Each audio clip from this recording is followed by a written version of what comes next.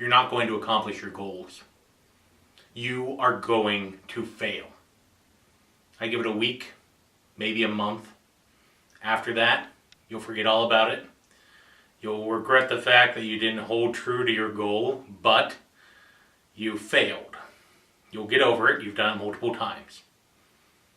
But you will fail. Now, if you're continuing to watch this video, odds are you don't believe me. You believe that there is something that you can do in order to accomplish your goals. Well, there is. There are several things you can do to accomplish your goals. Find out what they are right after this. Hey everybody, I'm Taylor from Beard vs. Geek, where I show you it is okay to be a man and a geek at the same time. Well, we are talking about setting and keeping goals. Now, this is something that we do all the time, and it could be work related, it could be personal related. In fact, there's even a time of year where we are all encouraged to set goals. But the fact is that most people don't keep their goals. They do not accomplish their goals, and there's several reasons why. But since you are a very manly man, or you are just a smart person, here are some tips that you can follow in order to actually make and keep good goals. First off, a goal needs to be yours. You need to own the goal. If it is a goal that someone else wants you to have, it could be your wife, it could be your girlfriend, it could be your boss, whatever it is.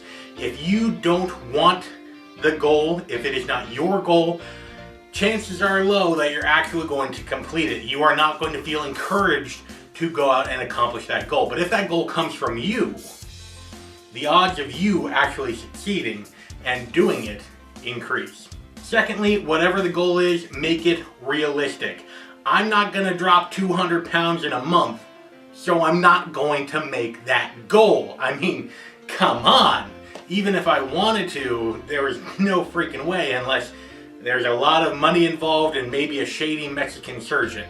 For example, if your goal is to climb Mount Everest by the end of the year, and yet you have no mountain climbing experience whatsoever, odds are that is a very unrealistic goal. However, if you have been prepping and as you have been climbing mountains for years, and Mount Everest is just the next step, that is a very reasonable goal because you have already done the groundwork. But for a layman such as myself who needs to drop 200 pounds anyway, not realistic. Thirdly, do not tell other people your goals. Do not tell anyone your goals. Big or small, don't do it. Write them down, keep it to yourself. This has actually been backed up by science, and there's a great TED Talk on it, link in the description down below. But basically the highlights is that as soon as you tell somebody your goal, your brain envisions you completing that goal. And when your brain does that, it releases just enough endorphins for you to feel good about imagining you accomplishing this goal. The downside is that means that your brain does not really want those endorphins of actually accomplishing it. It's just satisfied by just imagining you accomplishing it. Therefore, by telling people your goals more and more, you feel less and less inclined to actually do them because you've already had the endorphin rush of just imagining you accomplishing these great and wonderful things. Don't tell other people your goals. Fourth, actually plan a strategy for accomplishing your goals. However, that strategy does not need to be super complex. Just set out a basic plan for what you're going to do. If your plan is to lose an extra 20 pounds in the next couple of months, just set a basic plan for I am going to walk, I'm going to go to the gym on these days. That's all you need. I'm going to go and do something to work towards this goal these days or at this time. If you get super specific about your goals, you're going to get so bogged down in the minutia of creating a plan, you won't actually execute the plan. As George S. Patton stated, a good plan violently executed is better than a perfect plan executed next week.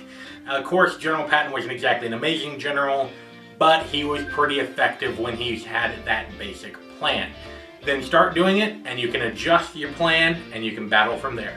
Finally, after making sure that the goal is yours, that you actually want to do it, that you set out a basic plan for it, and that you haven't told anyone what your goal is, do it for 3 weeks. That's all you gotta do. 3 weeks. Research has indicated that after a point of 20 or 21 days, the human being, after doing something repetitive in a specific way for that time, naturally feels that urge that they need to accomplish that thing. For example, if your goal is to brush your teeth, then actually try to brush your teeth at the same time in the same location, and after doing that for 3 weeks, you're going to naturally feel inclined when you're in that position to brush your teeth. Now, that is only to develop the impulse to do it. At the 3-week mark, continue to do it. Don't give up after 3 weeks unless you've accomplished your goal. If your goal has not met, adjust and battle.